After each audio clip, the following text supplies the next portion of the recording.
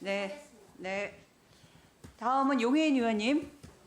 후보자님, 오전에 위키트리의 악질적이고 성차별적이고 2차 가해를 양산해온 보도들에 대해서 언론사들의 부끄러운 현실이다라는 말씀을 하셨어요. 네. 위키트리만 그런 게 아니고 대한민국 주요 언론사들의 주요 행태다라는 이제 변명을 하신 건데, 대한민국 언론사가 몇 개인지 아십니까? 어디까지가 기준일지 모르겠지만 수천 개, 수만 네, 개까지도. 2021년 12월 31일 기준으로 확인한 언론사가, 제가 확인한 언론사가 5,397곳이고요. 이 중에 인터넷 신문 사업체가 4,084곳입니다. 그러니까 성상품화 2차 가해성 기사 혐오 장사로 그 인터넷 신문 사업체들이 다 돈을 벌고 있는 것처럼 이야기를 하셨는데, 저는 언론 종사자분들께 사과하셔야 된다고 생각하고요. 위키트리처럼 하지 않고 정도를 걷는 언론사들이 훨씬 더 많다는 점을 말씀드리겠습니다. PPT 띄워주시고요. 메이저 언론사 1, 2, 3위가 다 이름을 올렸다라고 하셨어요. 화면 보세요. 지난 19년부터 22년까지 언론중재위원회 시정권고 현황입니다. 보이시죠?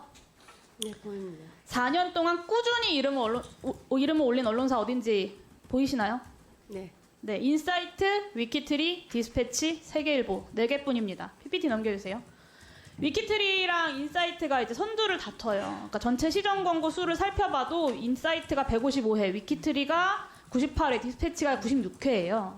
그러니까 이 대한민국 언론의 현실이 아니라 사실은 위키트리의 현실이었던 것이고, 그 위키트리의 현실이 대한민국의 이런 언론의 보도의 문제점들을 선도한 겁니다. 그러니까 그것을 선도하는 데 성공한 기업인이신 거예요. 전체 4,804곳 언론사 중에서, 인터넷 언론사 중에서 시정 권고 1, 2등을 다퉜던 게 위키트리인데, 이래도 위키트리의 혐오 장사가 대한민국 언론 모두의 현실이고 책임입니까? 답변해 보세요. 제가 말씀드렸듯이 이러한 기사가 나온 것에 대해서 저도 상당히 유감스럽게 생각을 합니다. 그리고 그 부분에 대해서 정말 드릴 말씀이 없습니다. 그래서 노력하려고 옴부즈맨 제도를 네, 제가 그 부분 뒤에서 말씀드릴게요. 그리고 그 이후에 제가 말씀드릴게요. 특히 위키트리를 노력을 하셨다고 하는데, 황색 언론으로 위키트리를 만드는데 김행 부회장님께서 혁혁한 기여를 했다는 것이 더 문제입니다.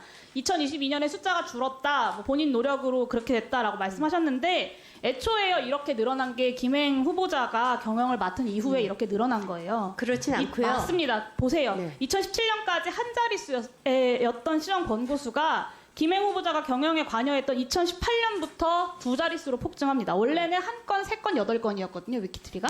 근데 14건, 25건, 28건이 됐어요. 그러니까 그리고 시정 권고를 받은 기사들이 하나같이 다 악랄하고 모욕적인 내용들이에요. 그러니까 조회수만 잘 나오면 된다, 돈만 잘 벌면 된다라는 김행 후보자의 경영 철학이 위키트리를 이 모양으로 만든 겁니다. 누누이 얘기하시는 게 폐업 위기에 내몰렸던 기업을 성공시킨 거다라고 말씀하시는데, 그 성공 비결이 이런 악랄한 기사들, 차별장사, 혐오장사, 조회수 장사였던 겁니다. 이래도 김행 후보자는 이런 보도를 해결하기 위해서 최선을 다했다라고 말씀하실 건가요? 제 건수에 대해서 말씀드리겠습니다. 저희가 2020년 이후로 직원들이 많이 늘었는데요. 2020년 말고요. 2018년에 네. 김행 부회장이 말씀드립니다. 경영에 오고 나서부터 이렇게 사실상 늘어났다는 걸 말씀드린 거예요. 불량률이 아니고요. 그리고 퍼센트가 아니고요. 불량 건수거든요. 이것은 불량률로 따지면은 저희는 이거가 그래서 기사 기사를 더 많이 생산 생산했기 건수. 때문에 그 중에 비율은 얼마 안 된다라고 얘기하시는 거예요? 네, 기사 다른 생산 언론사들과 절대적인 숫자를 비교해도 저렇게 많은데? 그래서 기사 말도 안 생산 되는 얘기라고 건수와 그러세요. 노출 빈도와 굉장히 밀접한 자꾸 그리고 관련이 21년부터 있습니다. 옴부즈맨 얘기하셔가지고 이거 말씀드릴 건데요. 들으세요 좀.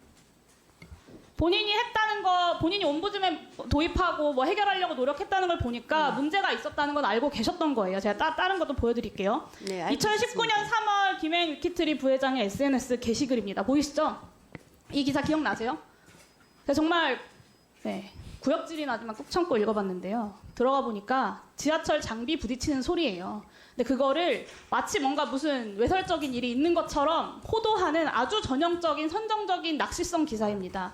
이거를 김행 후보자 본인 SNS에 진짜라고 하면서 공유하셨어요.